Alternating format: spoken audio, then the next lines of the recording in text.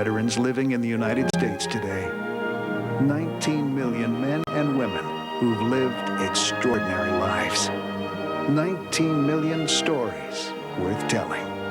Stories about big wars and small gestures. These are the Americans who witnessed history. These are the wars as seen through their eyes. These are the stories of veterans from World War I, World War II, and the Korean, Vietnam, and Persian Gulf Wars.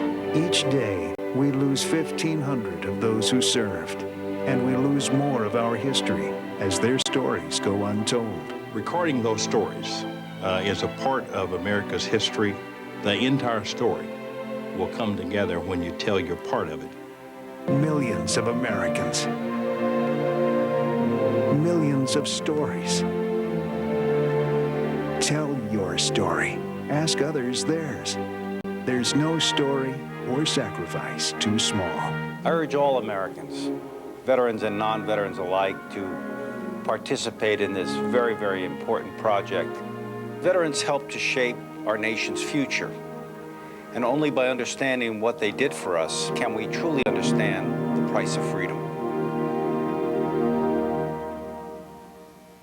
Hello, my name is Frank Boring. I am the Director of Oral History at the Michigan Military Preservation Society.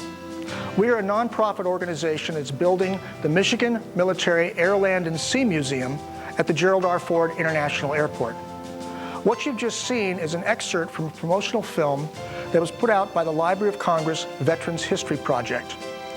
The Library of Congress Veterans History Project is an attempt to gather material, oral histories, documents, diaries, letters from all over the country of our veterans. Here at the Michigan Military Museum, we are a partner archive with the Library of Congress. What this means is that all the materials that we gather stay here in Michigan. We identify them, we put them into a database, and we will make them available to future generations to access through our website. What you're about to see is a raw, uncut oral history interview. At some later date, we will actually edit these and make them available through the schools. At this point, you will have an opportunity to see what it's like to have an actual oral history interview. These will be going on each week with a different veteran. We hope you enjoy. Let's begin with where, when, and your name, where and when were you born? There we go. I knew I'd get the Yes. eventually, yes. My name is Mary Beth Sefton. I was born May 3rd, 1947 in Anderson, Indiana. Okay. What was your early schooling like? Very Catholic. St. Thomas Church, Thomas the Apostle Church and School, Grand Rapids, Michigan. And it was not the traditional scary nuns. Or maybe I just didn't get the scary ones. I had the scary nuns. Oh, sorry. Well, you got my share then. No, I got a very good grounding in things that aren't taught in schools today, like diagrammatic sentences, so that you recognize when there are words hanging off the ends of things. Wow, wow. Early on through Catholic school then, did you then go into Catholic high school? I went to a Catholic convent boarding school, St. Mary's in South Bend, Indiana, which is now defunct. It is not, as my daughter thought for quite a number of years, a convict boarding school. What was that experience like? That was very interesting. I wouldn't trade it for anything. There are a lot of things in my life I would not trade for anything. That's one of them. Okay.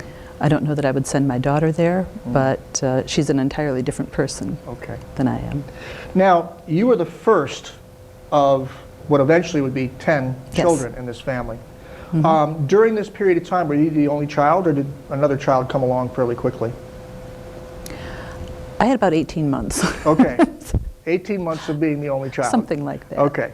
All right. The high school experience then in the boarding school, was there any thinking on your part during that period that you would want to get into the military or be involved in the military at all? The military had always been part of the family, part of the history. Both of my parents were involved in World War II. Dad is a paratrooper, Mom is a nurse. So I had a lot of advantages in that I never thought of the military as a big green machine that would eat me alive. it was something that my parents had done and had survived and had pretty positive memories. Mm-hmm. Well, they met in France. From then on, the war was a great rosy glow. Right, right. But I obviously know the story, but Yeah. what we're trying to get, what I'm really trying to, yeah. what are you shooting for? Yeah, what I'd like to get to, though, is that I know in my own experience in high school, I had little to any understanding of what my father did during World War II. And I had some inkling of what my mother was doing, but were you aware? I mean, I've been to your parents' house, and so I know you're surrounded by the memorabilia and pictures. Were you aware, I guess through high school, of what they had done, or your dad was a paratrooper, or any of that? Pretty much so. My first, I have to say, contact with military memorabilia was stepping on my mother's nurse's pin. Ooh. I learned a lot of that. I learned about tetanus. But it was only, they met in 1945. They were married in 1946. I was born in 1947. This is 2 years. Okay, yeah. And only about a year after they came back, I was born. So there was, it wasn't really memorabilia. It was still stuff that they had. Yeah, okay. Yeah, So okay. they had the uniforms. I remember them stretching them out on the clothesline to air them out. So, but there weren't, when you say memorabilia, I think of the shadow boxes with all the medals and things. They weren't in medals. They were, in the drawer that they'd brought them back in. Right. And we also had a long stream of friends who would drop by, friends of Dad's who happened to be in town. Okay. My mother's friend Barbie would turn up. They were in pretty much constant contact. So it wasn't something that happened out there. This was just part of what they had done. So it was never a separate thing. Yeah, it makes sense to me because I grew up in an airlines atmosphere, so pilots were coming over, and people like that. So even as a child, you can kind of grasp that, oh, that's what they do. These are their friends and whatnot.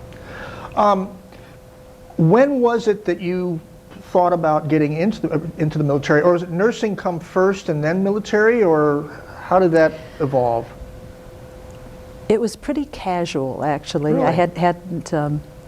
Dad was talking about doing something. He had an advertising agency. He was talking about doing something overseas,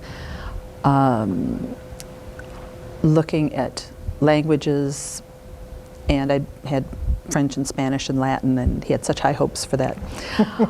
But somehow I drifted into nursing. I'd been to 1 year at Aquinas College here in Grand Rapids, and then I can't say that there was any burning vocational, I will be a nurse or I will curl up in a ball and die. It was just kind of a pull. So I went to school in Sioux City, Iowa, and I'd started the paperwork to get into the Army while I was here in Michigan, and I finished the paperwork and was sworn in Sioux Falls, South Dakota. I don't want to get ahead of ourselves. Okay. The Vietnam War was already going on by this time. Okay. I don't want to ask a dumb question, but were you aware that there was a war going on? I knew there was, yes, I was quite Okay. quite aware that there was a war on. Okay. But again, I didn't have the scary concept of war, that everybody who goes to war will die, since both of my parents had made it through quite nicely. And it was something that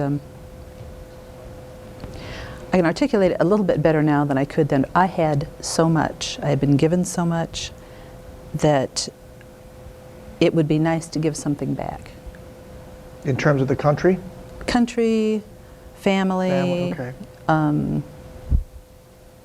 Yeah, and it seemed like a nice way to do it. I have been honored to be a guest at your parents' home during Thanksgiving, and granted, it was a different atmosphere then because you didn't have all the kids and the grandkids and everything else all together in one place. Not too much different. But yes. Okay. There is a sense of the environment itself. It's very caring. It's very giving.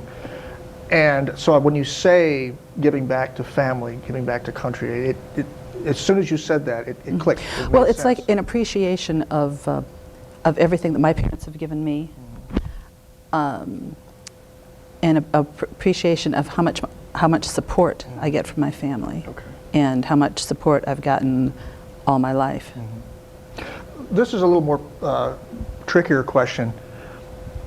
Did you have any opinions, and keep in mind, I remember when I was 18 years old, and did you have any opinions about Vietnam at that time?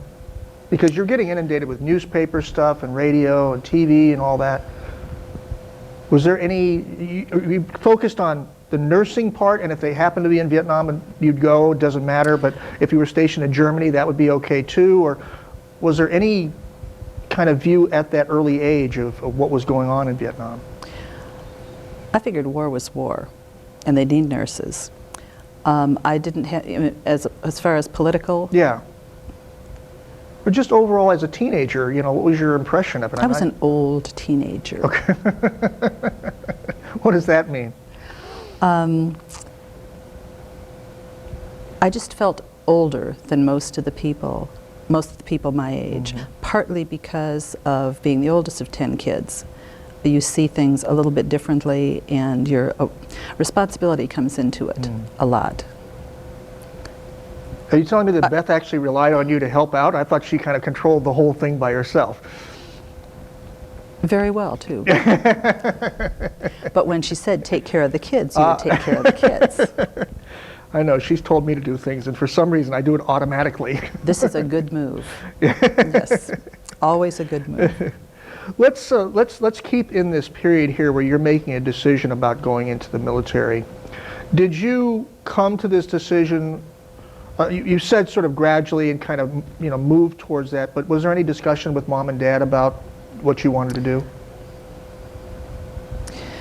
There was discussion. They were very careful not to push me into whatever. Their attitude was pretty much, find something that you really like and go ahead and do it. There was no, this is a good thing. There was no, well, there's Navy and there's Army and there's this.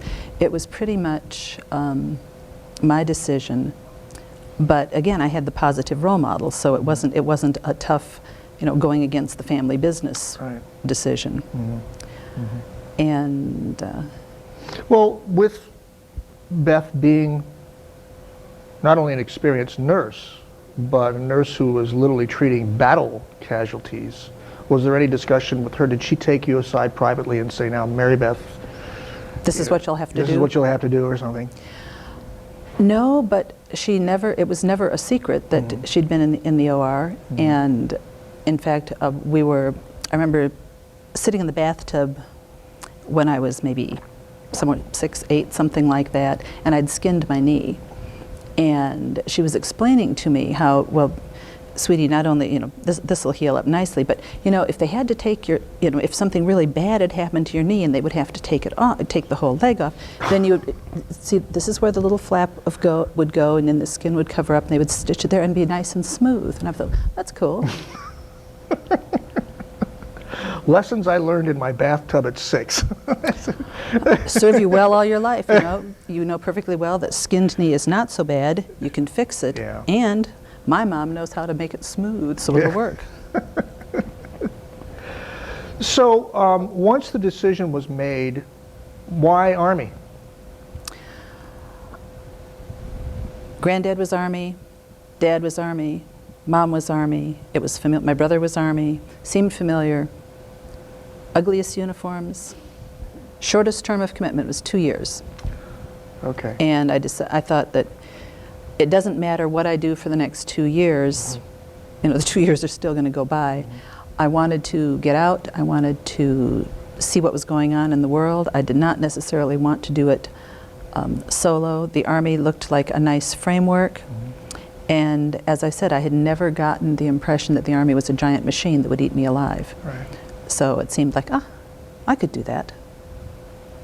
So what was the problem? Well, first of all, what was the date? We're looking at 1968. 68. Okay. Now, 68 in this country was a turbulent time. I mean, there's everything from Woodstock going on to, you know, the man on the moon. And once again, I realize that you're, you know, a teenager, albeit you say an older teenager. I was in Sioux City, Iowa. Okay. Not quite so turbulent. Okay. But the newspapers, the TV, the... Yeah, we had those at Iowa. You know, well, I mean, I was in Taiwan, okay? I mean, I was out... Little rougher for you, yeah, a little more but, turbulent. But I still got, you know, the album of Woodstock, and I knew that there was, you know, anti-war, there was all kinds of things going on. We were an R&R station, and so I was actually meeting GIs who were like 2 years older than I was. I didn't fully grasp it all. I'm just wondering if you had any kind of idea what you were about to get into, if you did have to go to Vietnam. I was expecting it, I think, to be, and I'd seen the, you know, the newsreels every night. Yeah. You see the jungle in black and white Yeah. and the dramatic stuff. But again, I had the backlog of the stories my mom and dad would tell me. And I could see that, yes, this is a very flashy piece of news, but I could also understand that there was a lot of slack time behind that, and that we weren't getting to see the slack time, the downtime. I did not get into the should we be there, should we not be there, what are we going to do. That part of the political history or the convolutions were, I could track it up to a point and then thought, Yeah. What was the process then once you you enlisted? Okay. What I was the in E2, E1 or E2. Okay, but what was the actual process? I mean, you're in civilian clothes. You walk into a door. What happens? You go and say, "Hi, I want to sign up." Actually, you have to go to Detroit for that. Okay. And you fill out bunches and bunches of papers. Did you go by yourself? My sister Lori came with me. Oh, okay. And we had to be there at 8 o'clock, which meant we had to leave Grand Rapids about 5, which meant we had to be up very early. It was very foggy. Without getting into real details, though, the driving trip up with Lori, what were you talking about? I think we laughed most of the way. Really? Yes, there was never the gloom and doom. You know, what are you getting into? Yeah, right. This was just kind of a. This is what I happen to be doing right now. Okay. And she was there to keep, you know, her company, and you know, it was pretty cool. Let's drive to Detroit. We didn't do that much. Right. So you arrived there, and is there like crowds of people there, or you? Weren't a lot of females lining up, so I was always a little bit separate. And it was mostly paperwork then, and the swearing in. Of course, I couldn't be sworn into the Army Nurse Corps till I actually became a nurse, which would be after I graduated and took my state boards. They're picky about that sort of thing. But the entry level was an RN at that point. Okay. So from then on, it was just sort of a waiting till I graduated, and I was actually sworn in Sioux Falls, in South Dakota, in a blizzard, another great drive. And I'd gone to Sioux Falls for my physical also, and that was tricky because I was the only female, so I got a little folding screen to carry around with me, and it's all very fascinating. The part I'm trying to I know the policy of being a nurse first. So were you in a school of nursing? Right. Okay. St. Vincent's School of Nursing. Okay, and this Same is one all my women? mom went to. Oh, really? That's Didn't know that, did you? no. That little chills down my spine. That's Surprise, kinda surprise. neat, yeah. Well, it was one of the things that made the decision a little bit easier for nursing, since actually I can't say I was legacied into anything, but my convent school was chosen because of my father's sister, Mary Kay, who was an absolutely delightful lady, and she had gone there, and Dad figured she turned out pretty well. You know, maybe some of it would rub off on me. And then from St. Mary's, I went I went a year at Aquinas and then out to Sioux City, Okay. St. Vincent's, where Mom had graduated. Okay. That's where she was from. So And- you were now the first time you were away from home, living away from home? Well, I lived away from home in high school, for boarding You're school. right, yeah, but I Yeah, mean in but- terms of on your own Right. without the, Well, you're stuck in a dorm with all the rest of the students, so it's not quite living on Okay, your own. Okay. And there was a tunnel to the hospital so that we could fill in bad weather when no one else could wow. get there. Okay. But no, it was not all females. We had 7 men in our class when not very many people had even 1 man in the class. Wow. And one of them went to Vietnam. Mm. And I ran into him there. Well, we'll talk about We'll that talk later. about Yeah. that later, yes. Yeah. Leaping ahead. How did you find nursing in the very beginning? I mean, here you are, this is your mother's profession. I mean, obviously there's a lot of admiration for that. How did you find nursing?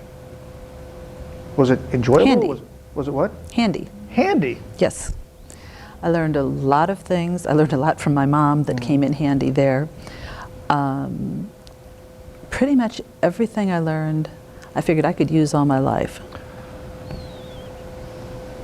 As a mother yourself. Yes. As well as just Or all even on around. my own. Yeah. It's nice to know that how things work Yeah. and when to go running for the doctor and when to think, that's not much. So once you got through the nursing then, did you find it difficult? Or, I talk to a lot of vets and they ask that question and they kind of look at me funny, but some people take on a particular task and it's very difficult for them. Others, they seem to just take to it. How did you find nursing? I liked it. Okay. I liked, there are so many different areas in nursing. Mom worked operating room and loved it. I was very good at OB. There were just a lot of different things about it. You're not trapped you're not stuck in a rut doing just one thing. If you find one area you don't like, you have a really wide range that you can choose from. Was it still challenging to you though? Oh yeah. Yeah. Okay. So there was. Oh, it wasn't a piece of cake. I had to Okay, work pretty. yeah. No, I had All to right. work at this stuff. Okay. Okay. But I never got the feeling that I was learning something that I would never use again or something useless. Once you, is it graduated from nursing Yes. school? Okay. Was there a formal kind of Oh, complete with a lined lamp. up? Oh, okay. Florence Nightingale. Oh yes. my goodness. Ducks in a row and carrying candles. Very, Oh, very. Dramatic. Yes. Okay. Yeah. Dramatic. Yeah. I like drama and That's okay. candles and all that kind of stuff. Had you been issued a military uniform up to this point? I was given an envelope when I was sworn in Sioux Falls. I was given the envelope, and a big manila envelope with stuff in it, and they said, you won't need any of this till after graduation. So I thought, okay, I won't need any of this till after graduation, tucked it away. I did wonder why my classmate, who was also going into the Army, had a nice little nurse's pin that he wore. But I figured that had just been an oversight. Now, when I did open the envelope after graduation, I found out possibly I should have opened it a little bit sooner. Yes, there was my little nurse's pin, but there was also the rules which you will follow in nursing school, one of which was you will not go more than 50 miles outside of this nursing school without telling somebody. I was sworn in maybe on a Friday in December, and the following Monday I drove to Michigan. So I suppose technically I was AWOL, but no one ever came after me for it, so I think I've either been forgiven or it's, Well, apparently nobody also questioned you about your pin either. I mean. Well, no, this was in the nursing school. Right. It wouldn't have mattered Right. Now, whether I had an through Army any, pin. You haven't been through any boot camp or Nope. anything like. Okay. All right. Nope, nope. So, all right, you graduate, the Florence Nightingale, the candle, the Yep. whole bit. It was a fake lamp, but it was a real candle. Okay. Where did you go next? I went home to study for my state boards, and I took my state boards in Michigan. You went back home as in Bill and Beth Sefton's Yep. house? Grand Okay. Rapids. All right. Well, they didn't want, that was done at school. They didn't want me to. Right. right. Once you graduate, they tend to kind of send you home. What was Mom's reaction to your arrival after going through all this? I mean, was there a sense, did you feel a sense of pride on her part, or was she mother henning you, saying, did you do this? Did you do that? I mean, what was kind of? That came later. Oh. I don't want to jump Beth ahead is here. going to get mad at me. She's going to get mad at me for bringing this up. All right. All right. So you arrive back. You've got the state boards. This is work now. This is study type work, right? You got to really cram to get this stuff right. Otherwise, if you don't pass. Actually, I had went to a pretty good nursing school, and the state boards were not that tricky. Okay. And passed them on the first try. All right. And apparently, the Army gets word on the state boards before anyone else does, because I got my phone call, and the nice recruiting person in Detroit said, "Is this Lieutenant Sefton?" And I was thinking, well, no. And then I realized, oh, okay, yes, I passed. And yes, Mom was very pleased. Good. Good. All right. So where did you go then from Michigan? Now you're going into the Army. The serious Army. Okay. Yes. Yeah. Although it's the Army Nurse Corps. Yeah, but still. And part of the Medical Corps, and so it's not quite boot camp. Okay. Have you ever seen Doctors March? No. Oh, it's priceless. Okay. Is this a movie? No, no. Oh. No, Doctors Marching. Oh, Doctors marching are, and nurses marching. Learning to march, learning to stay neat No, and I tidy. haven't. Are they in nurses' uniforms when they're marching, or is this? No, we got real uniforms to Okay, all wear. right. Then before we get too far, Okay, you're in civvy clothes. civvy clothes. Okay. You arrive where? San Antonio. Okay. Fort Sam Houston. This is a boot camp? This is a basic training camp. Basic training But yeah, camp. okay. Okay.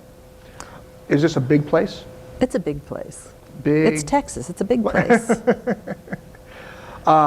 Parade grounds, barracks, mess hall, big American flag Barracks, somewhere. all that stuff. Are there soldiers there as well as Sure. medical? Yeah, oh, So yeah, they're training soldiers there as well. Yeah, that's how I can tell which are the soldiers and which are the doctors. So watch them marching. So, oh, those guys. So you arrive by bus? Plane, Plane. separately. Everybody trundles in, Okay. and we go into a huge auditorium. Okay. And of course, everybody knows in the military, short hair. But being a bit of a procrastinator, I liked my hair long. I didn't want to chop it off yet. And the nice officer who stood up there, very lovely lady, said, now a lot of you have heard a lot of different things about the Army. I want you to know it's not all the scary stuff that you've heard. For instance, if your hair is long, don't cut your hair. And you could hear the screams of all the girls who had gone out and cut their hair the night before because they wanted some control over what it was going to look like. So procrastinating did pay off, so I got to keep my hair long. She did mention that 90-some% of us would be going to Vietnam. Wow. And of course, nobody believed it. There were some who had volunteered to go, and they went to, I want to say Fort Campbell, maybe Kentucky. I'd have to, but I didn't go. I didn't go there. But it was just, okay. And I had told my parents, as I recall, I promised I would not volunteer for Vietnam. But I figured if I got orders. Yeah, sure. You're still not in uniform, though. No, then we get lined up the next day. That's what I want to hear about. Okay, that's what I want to hear about. Now, they got a tailor from New York, right? And he's measuring you out. Definitely, definitely. The wrist, the ankles, the inseam, and the Ferragamo boots and all that stuff. Elegant, elegant stuff. All right, all right. We lined up like ducks in a row and trundled in, and the people who were behind the piles of uniforms would look, what size are you? And I'd say, roughly 10, 12, whatever. And they said, okay, this. And we ended up with like 40 pounds of clothes. Now, as nurses, we were officers. So we had to pay for our stuff, as opposed to just being issued this stuff. And we got our dress uniforms. And actually, my dress blues came from Anna Mae Hayes, who was one of the first, if not the first, female generals, because she'd apparently used up this dress blues, and she'd gotten a new set, and it did fit as if it were tailored special for me. The uniforms were recycled? Well, hers was. It was just one of the announcements made. They said, would anyone be interested? And people who were thinking, no, I want a brand new one, all my own, went and bought a uniform. Oh, okay. And I said, how much? Okay, all right. So, and I don't remember how much, but it was a lot less, and it fit. It was very nicely cared for. Thank you, General. And I wore it quite cheerfully. All right, so now you've got your uniforms. Where do you go from there? You've been assigned to a barracks, or what was next? Well, there were an awful lot of nurses in that particular basic training camp. And all first lieutenants, or not first lieutenants? Second Second bars. lieutenants, okay. The Right. second lieutenants is about as low as you can possibly Okay. get and still be a nurse. Okay. But it was pretty crowded, and since back then you could not have co-ed barracks, even if they had room in one of the men's barracks, you couldn't put nurses, female nurses in there. So they told us, I'm sorry, we cannot, I'm sorry, there's no room for you here. You will have to stay at the Sheraton San Antonio. A true heartbreaker. My room had the classic sliding glass doors. 6 steps out was a small pool, not Olympic size, just pool enough to hop out, swim around in, hop back in. The big Olympic pool was, a couple hundred yards down. Hardship tour. So from there, you're billeted there. Yes. Okay, and then you just go back onto base. And then The back bus and would forth. come at dark 30. Oh, okay. All right. What And- is dark 30? Very early. That's one of the things Dad said to me was if I was going to be in the Army, I would get to see a lot of beautiful sunrises. And he was right. A lot of beautiful sunrises, sunsets, all that stuff. But the bus would pick us up at dark 30, and we would trundle back over to Fort Sam and get in line for chow, mess, whatever. I did not know that you could serve fried apples for breakfast. They looked like potatoes, but they were apples. You learn a whole different set of food in the Army. And you got to eat what's on your plate. Sometimes, unless you can work a deal. I mean, just overall, how was the food? Was it tolerable, or was it actually good? It was delicious. Really? Yes. Except for the soup. Yeah. We'll get into that later. Okay. All right. What was the daily routine in the early days? I don't mean towards graduation, but in the very early days, what was the daily routine like? Trying desperately to get us organized. These are women, girls from all over, different sizes, different shapes, trying to teach them how to line up, how to wear the uniform. Just getting us lined up in a straight line was a little bit tricky. In the movies, the TV shows and all that, and certainly in the number of interviews I've done with veterans, the male veterans, you get the idea of, a boot camp sergeant screaming into your face and calling you a maggot and all. What was the person who was in charge of you, what was their behavior towards you? We didn't have that person. Okay.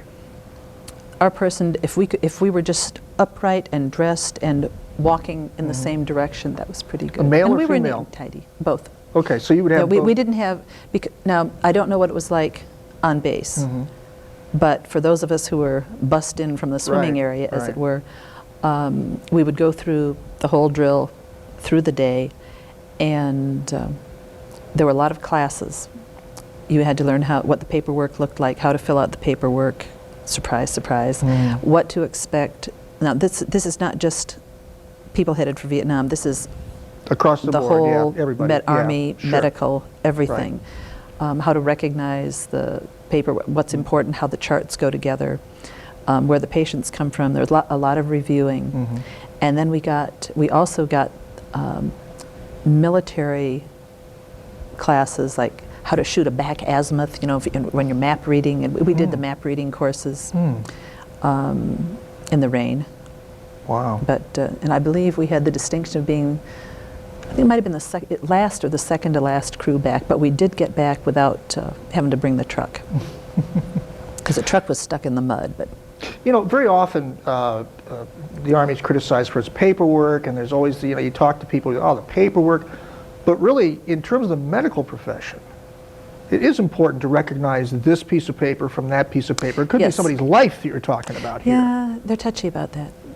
So this might be considered tedious, but at the same time you recognize that this was important, that you do Yes. know the difference between these things. Yes, it might seem tedious at this point, but Right. at some point, this could be very serious stuff. Now, during this period of time, especially with the boot camp, whether it's World War II, Korea, Vietnam, and whatnot, they're constantly at you from the morning until the night. Was there any downtime? Was there, I mean, obviously you went back to a hotel. Yes. I mean, was there social life during that period of time, or were you just so focused on what you had to do and so much homework or things like that? There was a fair amount of social life. There was a lot of studying, but it wasn't harder than nursing school. It was it was difficult in that it was different. Okay. Like stepping into a different world, trying to learn the language of that world, because up to this point we didn't know the military jargon. Some of us knew some of it, but it was learning the new terms and learning what to call things Right. and what not to call things. Yeah, the Army is notorious, SimCom pack and Yes. something, and it's just this whole language of itself. I'm not trying to dig here for any kind of dirt or anything, but were you discouraged from fraternizing with the Army males, not just within the nurse part, but I mean, was there a statement, you cannot go to a bar and hang out with these guys, or go to this, this club, or? If there was, I missed it completely. Okay. All right. So there was kind of a sense of camaraderie amongst your group, and Very much so, and this was not only the Vietnam era, this was also hippie era, flower child. Yeah. So yeah, you had yeah. a loosening a lot of the attitudes. It was interesting when we were talking about uniforms. Once you got used to the uniform and hair pinned up, neat and tidy, uniform being a uniform length, et cetera, you looked at people not in uniform and they started to look kind of sloppy. That's pretty crummy. Yeah, yeah. Why would you wear that with that? Yeah. Straighten up a little bit, Yeah. comb that hair. What kind of music were you listening to? Pretty much what anyone else was listening to. Okay, so this is the rock and roll era, and this is... Creedence Clearwater Revival, Right. and any band that happened to be at the club, just Right. whatever happened to be there at the Yeah, time. that's the same music I was listening Yep. to. Sure. Yeah. Scary how universal that gets, isn't it? During the period of time, I'm not trying to belabor this, but the news was coming back about what was going on in Vietnam. You can have an opinion one way or the other about how the media was skewering it one way or another. You knew you were going to Vietnam at some point. I didn't know for sure because we were given choices of places where we could go. You could Really? put in. Oh yeah. Okay. You could pick. Well, they'd say, here, write down where you want to go, and then the Army would decide where you were going Right. to go. But you had. Yeah. This was the illusion of choice here. And I thought, well, let's see. I've never been to Colorado. I've never been to California. I've never been to Massachusetts. Sounded good to me.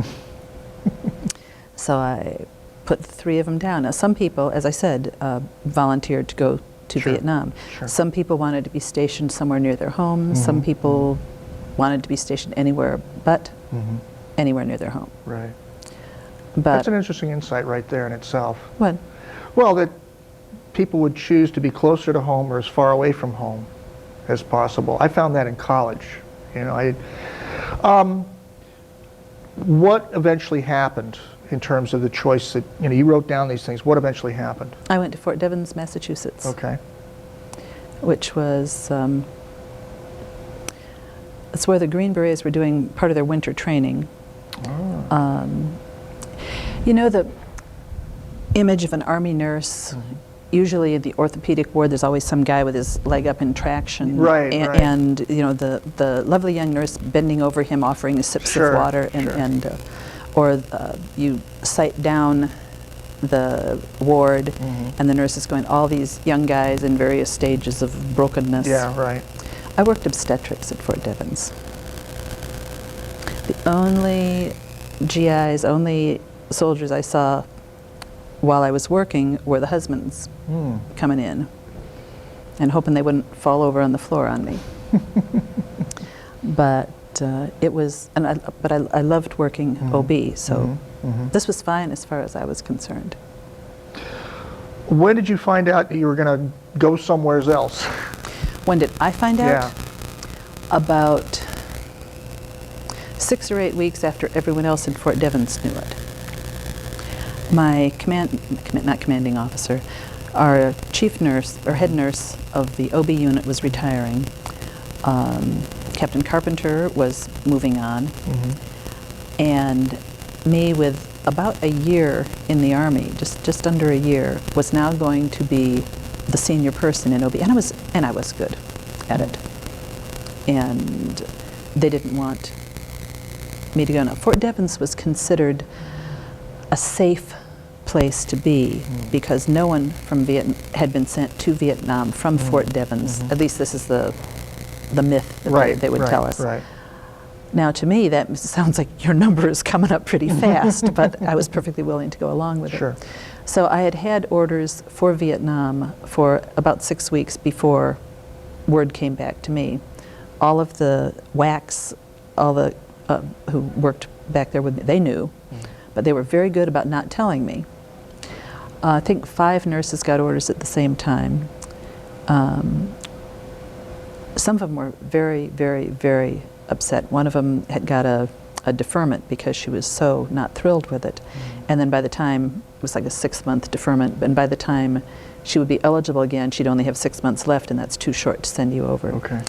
One of them, who was married, turned up pregnant, so she can't go. And I want to say there was one other, I don't remember what it was, but all of a sudden I was sort of, I hesitate to use the term bottom of the barrel, but yes, there was a definite scraping sound.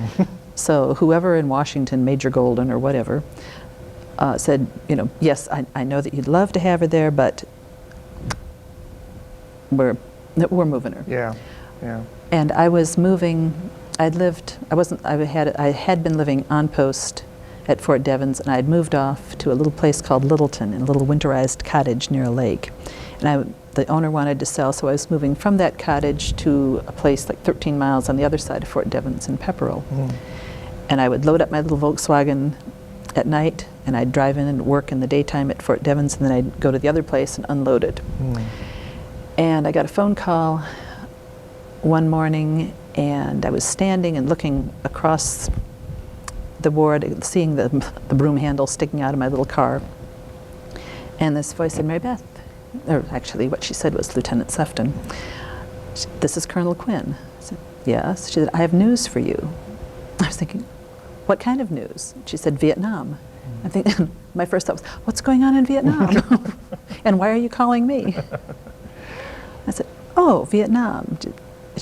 And then I thought, oh, orders, yeah, oh, suddenly. And all I could think was, well, it's a good thing I signed the military, you know, any place around military base, they have the clause in the rental contracts. If you get orders, then no penalty for breaking the lease. So I said, "Vietnam, when?" She said, 2 weeks. And I thought, okay, that takes care of that. I don't have to move anything more things. And finished out the day, and I figured I would call my mom, call my parents, let them know. You know, this seemed worth a phone call. Yeah, And I called home, and I got my mom on the phone, and she said, as soon as she heard my voice, she said, "Oh, I have this great deal." "What's that?" She said, "If you save up," and I can't remember the product, but if you save up these box tops, save enough of them, little coupons, then you send them in and you get another coupon, and if you get 2 or 3 of these, or whatever it was, you send them in and you get an electric scissors. And she was really pleased with it. I can picture Beth doing this. I can picture this. Well, she did, and she was really delighted with it. She said, and it worked. She already had one, and she, some of the other kids were getting them too. And, she said, and it works really, really well. I said, Mom, how long does this take? Now, Mom may have been excited about the electric scissors, but she is a smart cookie.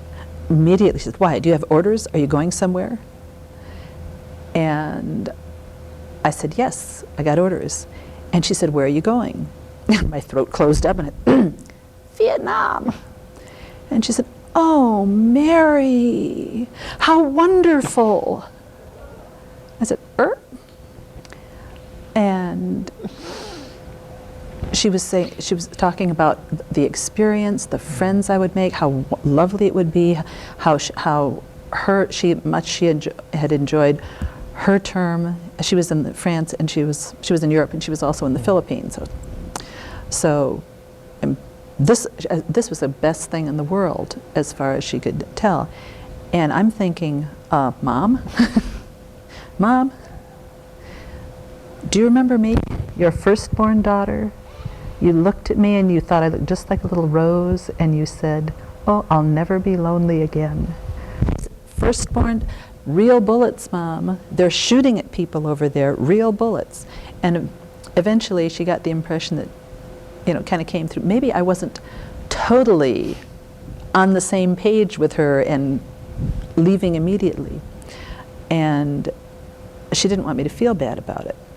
So she said, your dad's tank, he was with the tank unit, and he said, now they were activated, but they were never sent, they didn't get orders, they never were sent over. And your brother Mike, he only has about maybe 6 months left or 2 months left or whatever it was at the time. And Billy and David, who my younger two brothers, who are like 10 and 12 years younger than I am, she said, this is pretty much going to be over by the time that they're old enough to be in the military. You are the only one in the whole family that's going to get to go to Vietnam. This is great comfort to me. So I cheered right up, okay, Mom. Now, it wasn't until I came back from Vietnam that I learned that there was Vietnam training involved in this, that when you're sent over, you get a few weeks of focused training for Vietnam. But because my orders had been held up, they decided, wow, she'll be fine. Wow. Did you get a chance to talk to your dad during that phone conversation with your mom? I don't know, he was working late. Oh, okay. He was at the, I assume she told him. I never asked him what she said. Yeah, I figured that's something she At some point, I think she would have mentioned it to him. So those 2 weeks then, you were basically just packing, getting ready to go? Packing, getting ready to go, making sure all the charts were signed, and going around and processing myself out of Fort Devens. I got a lot of really good advice after the fact. Oh, okay. When I told my brother that I'd spent like 2 days hitting all the little places that you have to go to collect your paperwork to get out, he said, why didn't you just give some enlisted guy $5 to do it for you? They can pencil whip it in 20 minutes. I said, well, didn't know that. Where did you go to leave to go to Vietnam? How did you actually get to Vietnam? And I don't want to get too far into Vietnam yet, because there's a question I have about your arrival that I want to get to. But what was the process in terms of getting from point A to point B? From Fort Devens, after everything had been packed up and stored wherever, and I was taking with me whatever, I was put on an airplane and came back. And when the stewardess, we had stewardesses then instead of flight attendants. This is a long time ago. I remember those days, yes. You remember stewardesses? I do. Yeah, good. Anyway, when she heard that I was going to Vietnam, she moved me from coach or whatever up to first class. First time and only time I've ever been first class. Wow. Which I thought was pretty nice. Yeah. And I came back home and started packing and sorting, and I had sort of a list, the kind of list what to take to camp. Yes, yes. And one of them, they suggest you bring some sort of a little 40-watt bulb to keep the mildew out of whatever, and I was thinking, electricity? We got electricity? Because when we were at Fort Sam, we went through this little mock-up Vietnamese village, and it was there was no running water. It was all little hooches and thatched whatever, and the trench with a toilet paper sticking up on a stick next to it. This is what I was expecting when I went to Vietnam. Right. Since the newsreels didn't show you running water, they showed you jungle and grubby and mud. Yep. So I was going through my list of things, and Mom would come in every so often. She's and you know, do you think you'll need? I have, you know, part of my gas mask you could take with you, and I don't remember whether she ever found her musette bag or back, but it was, and I got the feeling that had it not been for, say, the other 9 kids at home and, you know, my dad, and the fact that she had a life, it would not have broken her heart to find herself packing her duffel bag and going back with me. But she told me, you know, the sunsets were beautiful. I see a lot of sunrises and sunsets, and just gave me a lot of. I suppose technically it's positive feedback, but there was kind of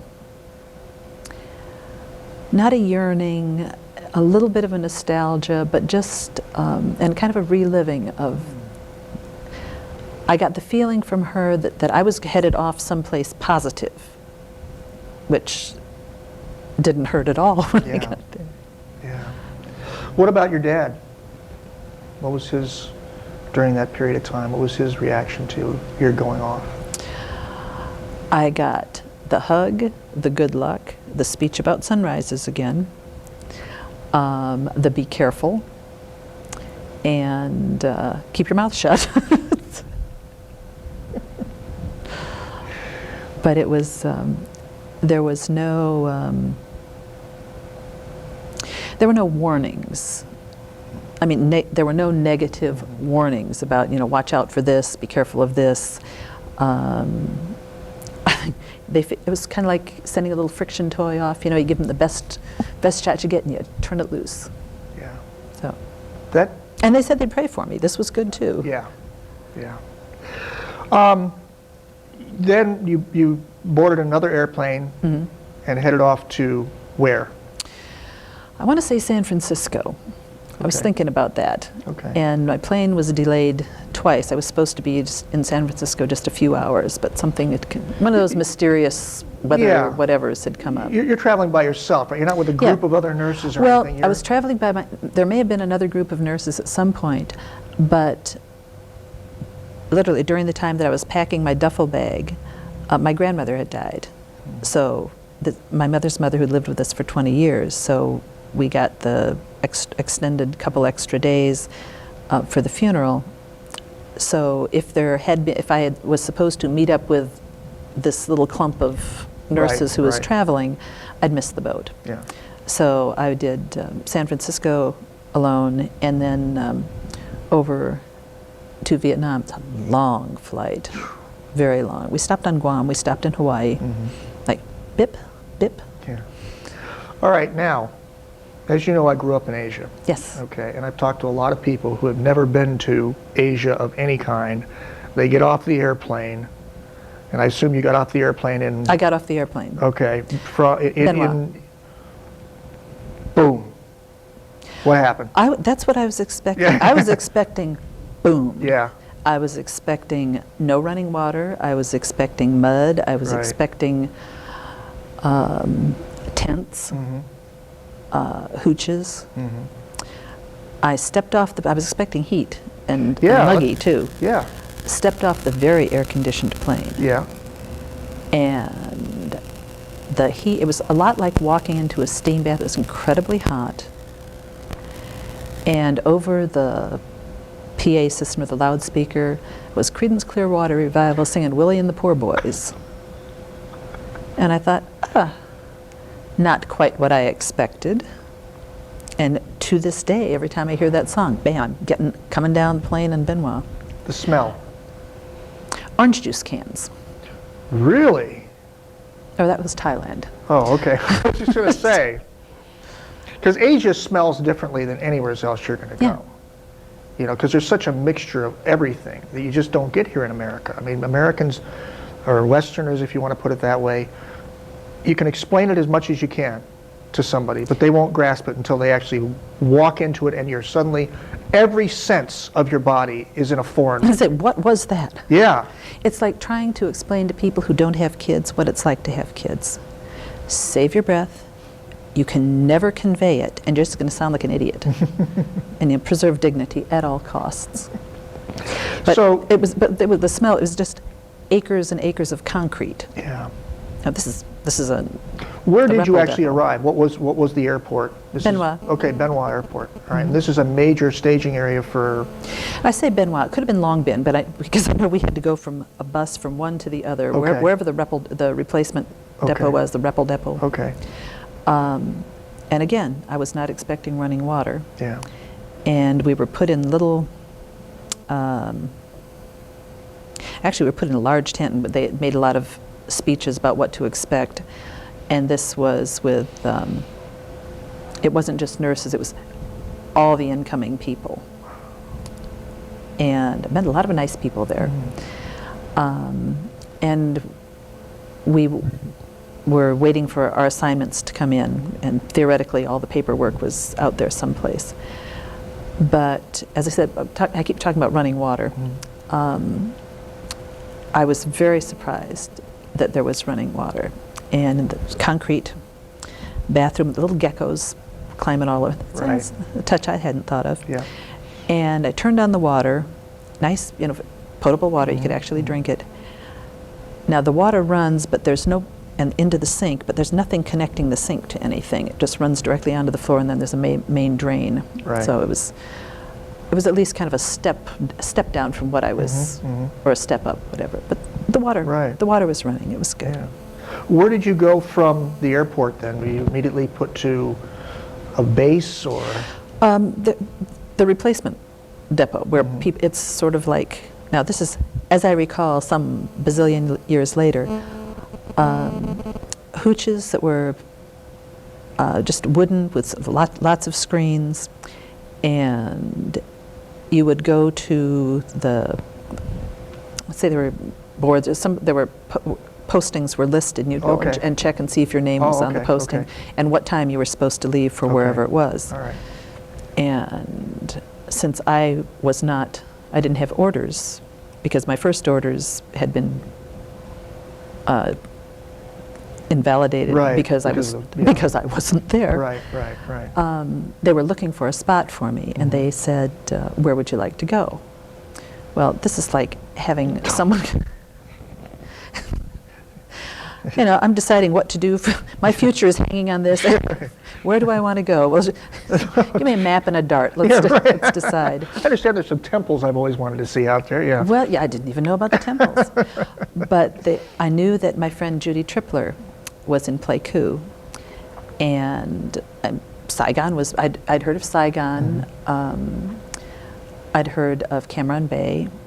And they'd offered me several different places. And when they mentioned Pleiku, I thought, Tripler's in Pleiku. Pleiku would be good. So I said, how about Pleiku? And they looked at me like, okay. I thought, uh-oh. So I went up to Pleiku. It took a little while for me to get up there. This is still 1969 69. now, okay. Yeah. All right, okay. And there was still a war on. Yeah, oh yeah. So I was trundled up to Pleiku with all of my worldly possessions in a duffel bag. Right. And Tripler was not there. She was back in the States because her dad had died. So I wrote her a letter saying, Where are you? I'm here, where are you? Right. Pleiku is probably the best kept secret of the war. It was Central Highlands. It was not as muggy. Now, it was known as Rocket City for obvious reasons, but it was, there were more Montagnards there, the mountain people, who were theoretically more primitive than the Vietnamese.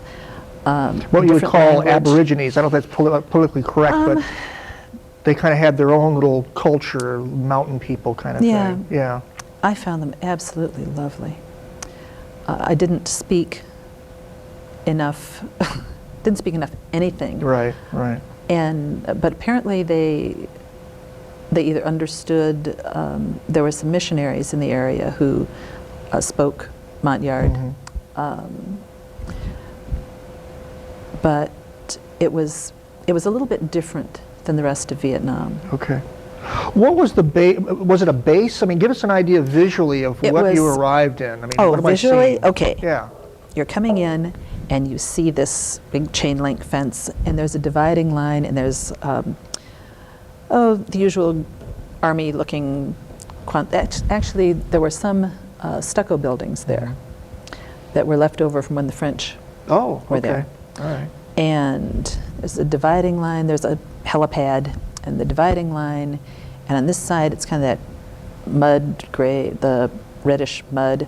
On the other side, there's sidewalks and grass and concrete structures with roofs on them, flagpole, little gardens, little concrete stairs going hither, thither, and yon.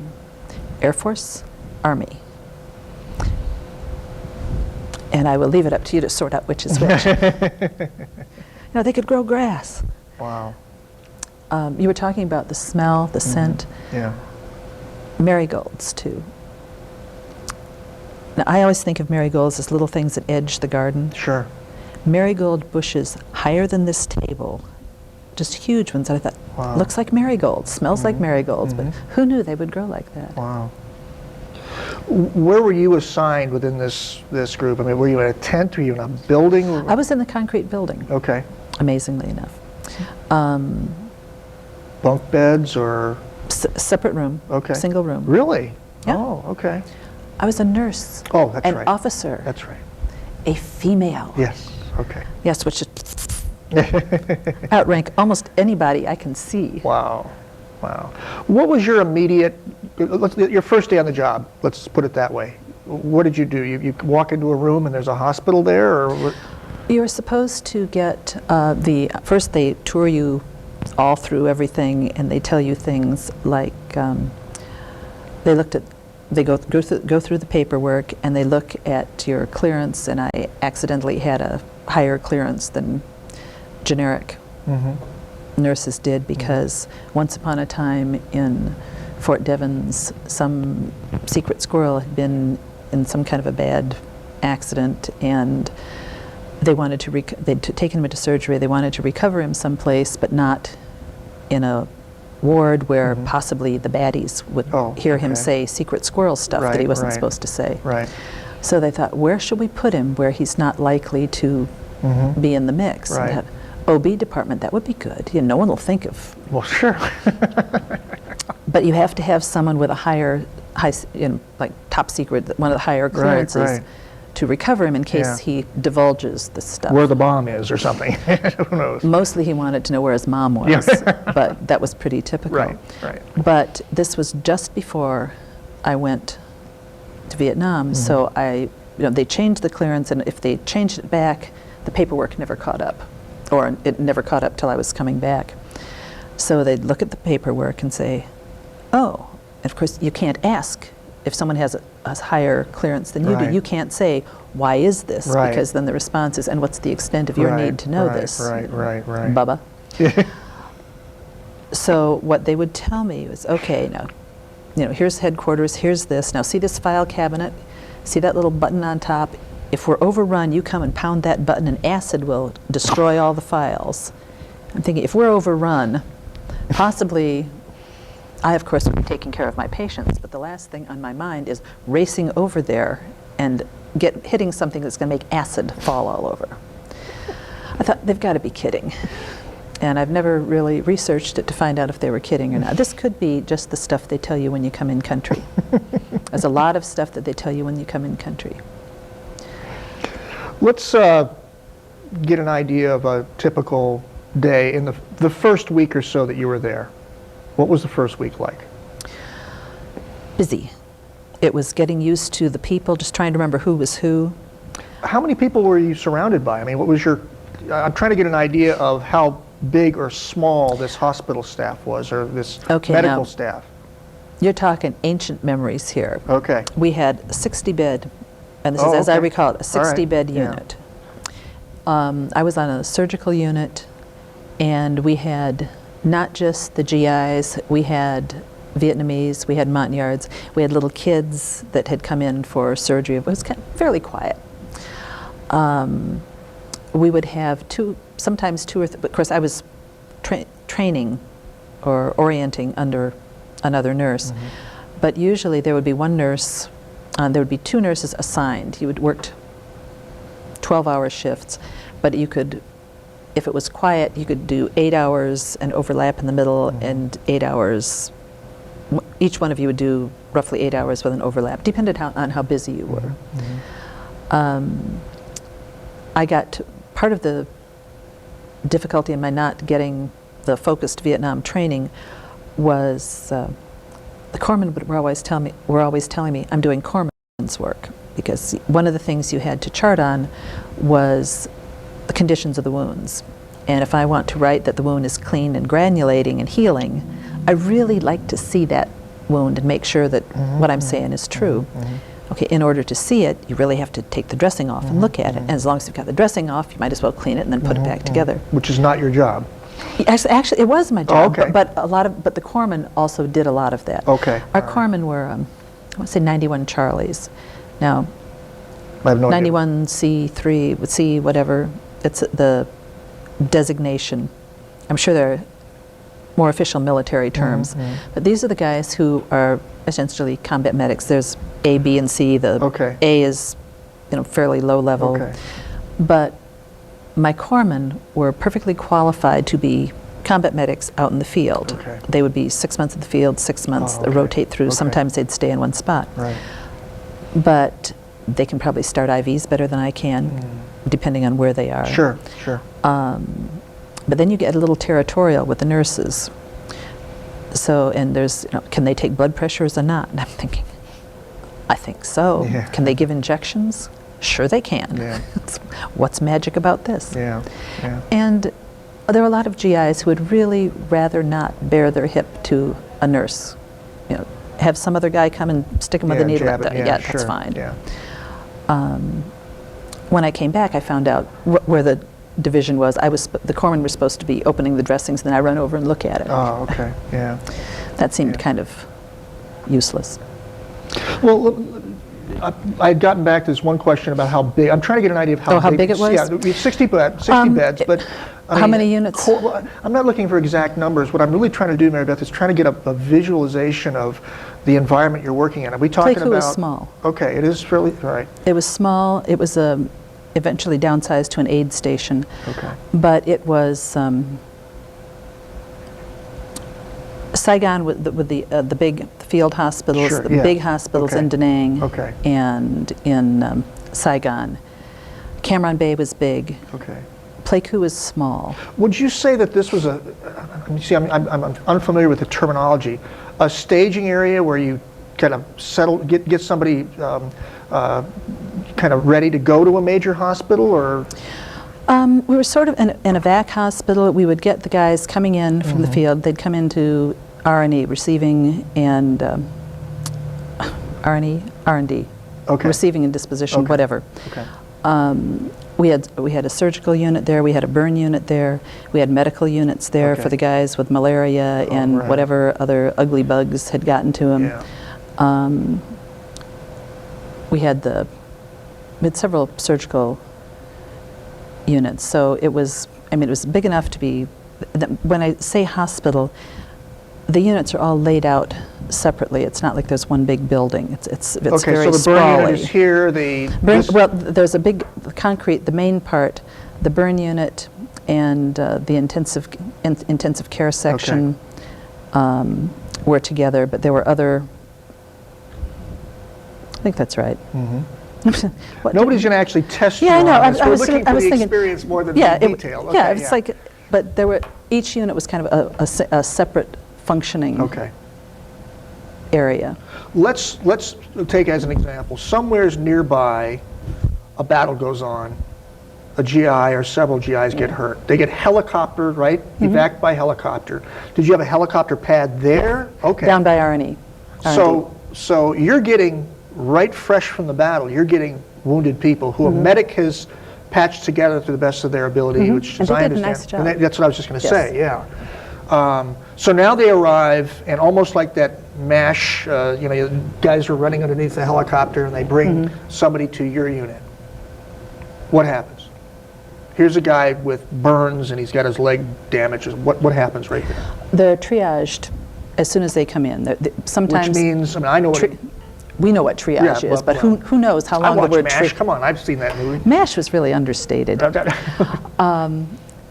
They're sorted out if they're Okay. they're expected to, if they need absolute immediate treatment in Okay. order to stay alive. So they get there are whisked off. doctors. Was it doctors? Doctors, everybody's Everybody's there. there and saying, okay, Yeah. this is a leg that can wait 5 minutes. This guy's Yeah. got to go in Yes, now. the arterial bleeding, take him in. Okay, all right.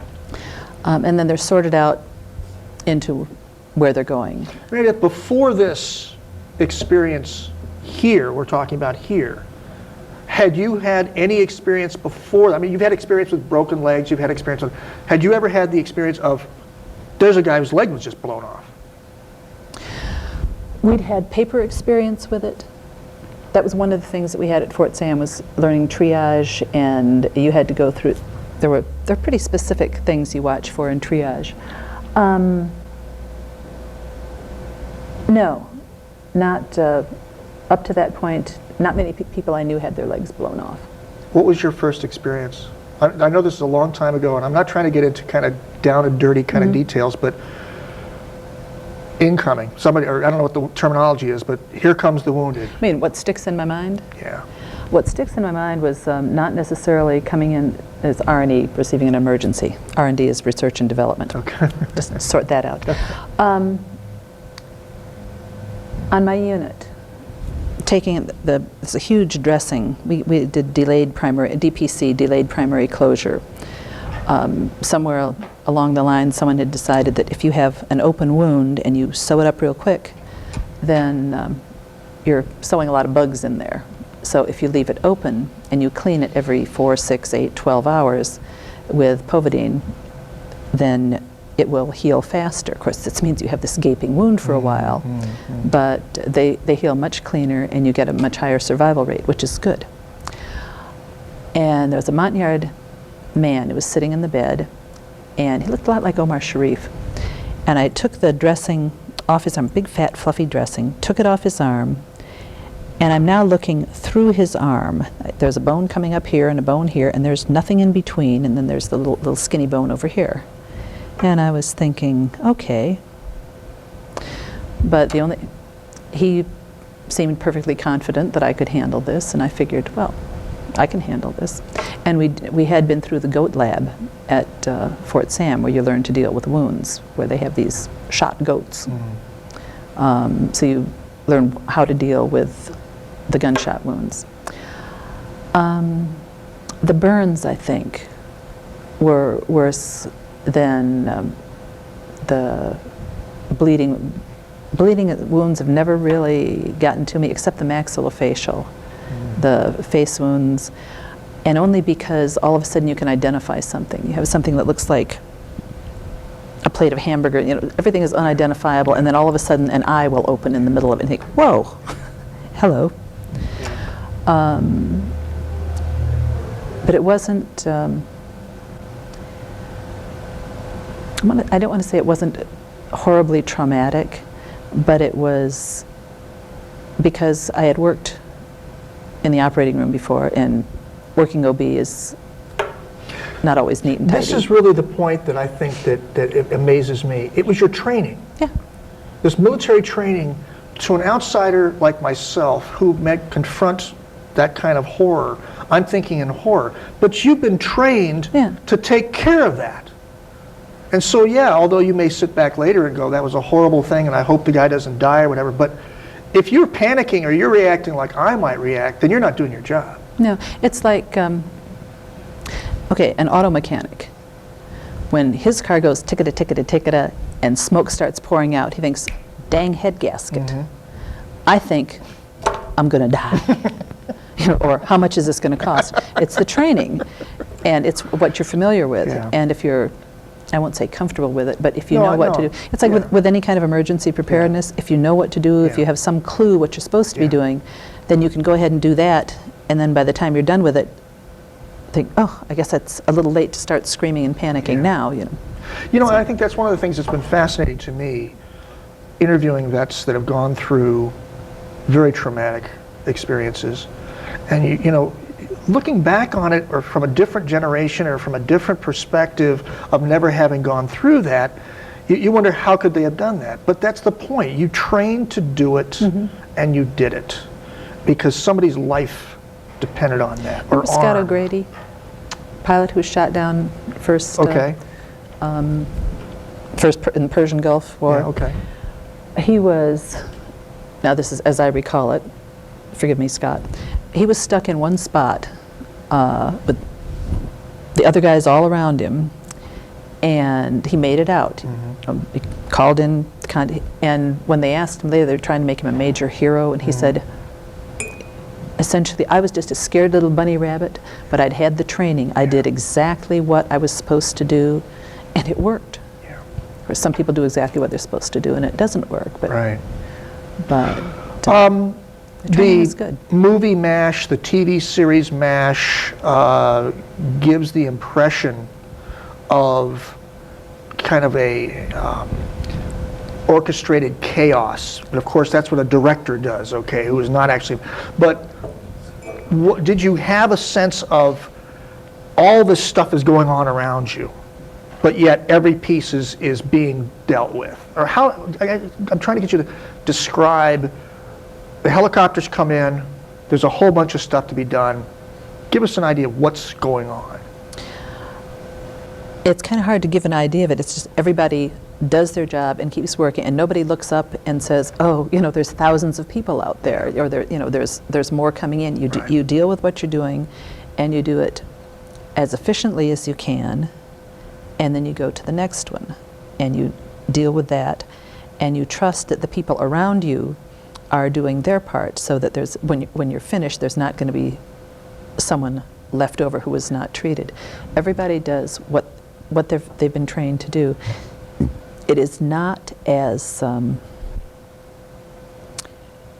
it's not always as hectic as MASH and ER. I mean, there has to be a certain amount of drama in it. Yeah.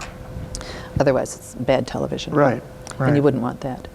But the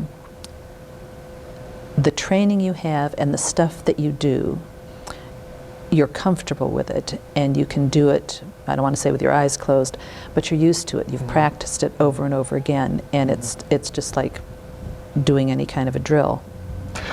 I have spoken to many different vets who, you know, work together, whether it's in combat or not in combat, but under great stress like that.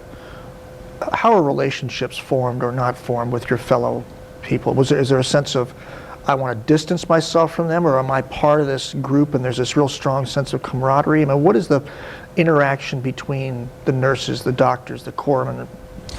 Well, you work very closely with the corpsman, because most of the time there will be a nurse on with maybe 3 corpsmen. So you work really more closely with the corpsman than you do the other nurses, because nurses are very rare. The doctors come through, you get, of course it depends on what unit you're on too, but you work more closely than you would in a civilian hospital with the people, because you're also living there with them. It's not like, you know, they come in on the bus and then leave. I learned a lot from my corpsmen. I learned a lot from pretty much everybody I met, but I learned a lot from my corpsmen. Some of them were old beyond their years, and some were just incredibly young. There are bonds that were forged, is the good word, that are completely last forever, unbreakable. I may never see any of them again, and their names may slip around a little bit, but pop up the face and the name, and it's, yes, Yeah. I know that. The thing that really amazes me, and I had the same experience when I interviewed your mom, is that you may not be thinking about it, but now as we're sitting back here in this comfortable studio talking and all that, I'm thinking, any given moment, you're dealing with somebody's life who could be gone, and it's your job to make sure that that doesn't happen. And it amazes me. You don't think about that while you're doing it, though, right? You're just doing it. Exactly. Yeah. Now, you say a lot of prayers while you're doing it, too. Yeah. But it's something that you do. It's not something you ever get bored with or blasé about, or you're not interested in anymore, because that's, or, you know, you hear a lot about burnout. Yeah. You can get stressed, you can get burnt out. For the most part, the people who are that stressed, someone will recognize it to say, you are cranky, go away. And then they'll bring in someone. I would, because I worked in a surgical unit and not the intensive care unit all the time, if somebody needed a break, I would go in occasionally and fill in, just so that somebody else could come out and take a deep breath, get themselves grounded again, and then think, oh, I miss it, go back in. Let's do that. What is the experience of getting to that point? And did it ever happen to you where you just felt, all right, I got to go take a break? I was having a good time, thank you very much. Okay. Well, then let's look at it from a different perspective. Let's look at a particularly difficult period where, you know, either you're working at night, you're keeping these guys alive. Now everything's been settled. Okay, everything is now under control. What's the feeling after you walk out and you sit down and you know that all is well now? Okay, for that moment anyway. If finishing the night shift, then once you walk out of the unit, you go back to your hooch, and if you're doing the night shift, then you have to get to sleep. Then you realize what else is going on around you. I would count the helicopters. The helicopters would go out for the first light flights, and I'd try not to, but I could lie on my hooch, and the screen window is about this high and about that long. I say a window, but it's a screen thing. And I could see the choppers going out, and I would try not to count them, but I'd count, okay, 27, okay, or 13, whatever it was. And about the time it was time for me to get up and go to work again, they're coming back in. And I'm trying not to count them, because if there's only 26 or 20, I don't want to hear about it. But when you're off, then you get to get to talk to the other people if they happen to be off at the same time. You find yourself fraternizing with people who are working your same shift. My friend Tripler, who was there, she was in the hooch right across from me, but she worked a different unit. So she came and back? Different shift. Oh yeah, she came back. Okay, yeah. okay. Oh yeah, she came back. Yes, we had a fine time. And yes, I ran into her after Vietnam, and she's in New Jersey. She's a midwife, very good. And we're going to wind this down now, but as was with your dad, we're going to have to do this again another time. There's a lot more to do. So in the last 10 or so minutes, I'd like to just ask you some direct questions that have to do with your experience. And the next time we get together, I want to get much more into not only the experience that you were there, but then you moved on to another location. Is that right? Yeah. Within Vietnam? The 85th. Okay. And then there, of course, is the trip home, and there's a whole bunch of things that we need to get into. But you come from a family of both mother and father being experienced veterans. In the case of your father, as a paratrooper, very proud of what he accomplished, and of course very thankful that he got out without a scratch. Your mom saw as many as, if not, well, as many of the horrors that you experienced. When you got back,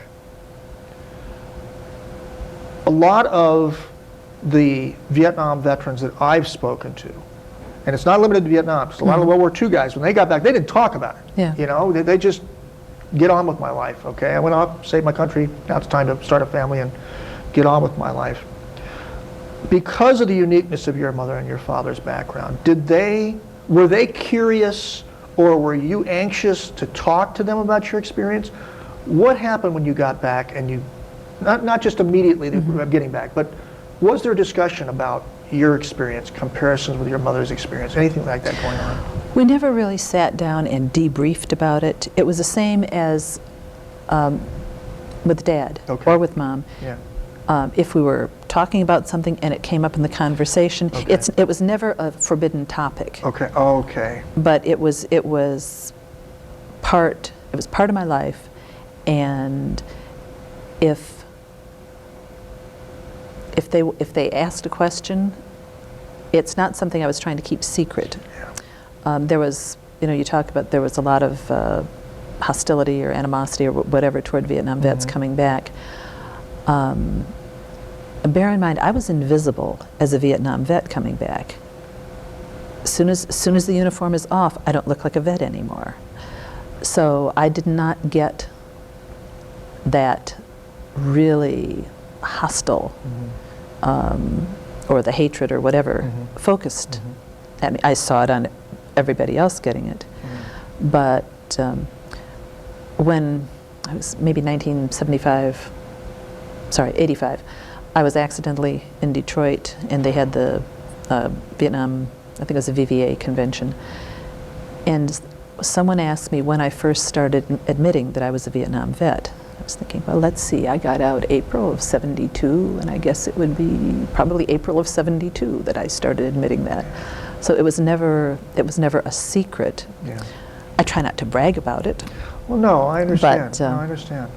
We were talking earlier when I was looking at your Library of Congress Veterans History Project bio sheet. The thing that struck me was that you got out on the April 18th, Yes. 1972, and April 11th, 1972, I was walking into the draft board to register for the draft to go to Vietnam, and was told basically, it's over, kid, go home. So you didn't get to go either? I didn't get to go. Dang. Well, I I'll went tell for you. Yeah, that's right. A lot of you did. Actually, I saw something years ago, a nurse who was being interviewed for maybe an oral history project, but she said something that has always struck me, and sort of the gist of it was that we were there in place of the mothers, the sisters, the wives who couldn't be there. Yeah. And she said that she just wanted people to know, we did our best. We tried to take care of them for you. We treated everyone the way we would treat a father, a brother, a husband, that really doing our best to take care of them. And nobody was just a number, and nobody was just, a leg, or I've forgotten all the names for the most part, but nobody was ever treated as just something to be scooted along. I know it's popular in stories and media or whatever to make everybody pretty much faceless, but they were all pretty distinct. You were always aware of the people that were there. So I want to thank you very much for taking the time to do this. I want to ask you one more question. okay. Of course, that's with an understanding that I'm going to ask you a lot more questions later, and tomorrow night I'm looking forward to having you and your mother on stage at the Ford Museum, and we're going to talk about a lot of these things. How do you feel your military experience shaped you as the person that you are today? Makes me totally intolerant. I appreciate pretty much everything. I'm so aware that everything I have is a gift. And I appreciate people who do their jobs well, and it doesn't matter what the job is. It's a delight to me to find somebody who likes what they're doing and does it. I like the feeling that things were very simple in Vietnam.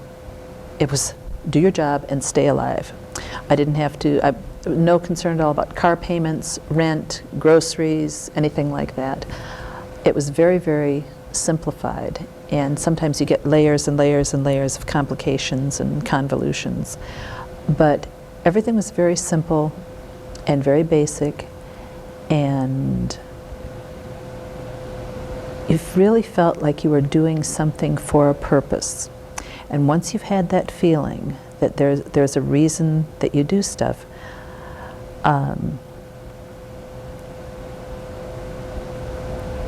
it gives you a strength, it gives you something to draw on. It makes you feel, it gives you an idea of your own worth. That's very, very hard to, you can't give it to somebody. It's something that has to come from inside, but it's that forging, that bond, the experience. When you come back to the States, you have that feeling of, I have done something. Essentially, this was worth it. This is really worth it. And it's kind of a standard. You get to measure whatever else you're doing. That, I wouldn't trade it for anything. thank you very much. Anytime. My Okay. pleasure.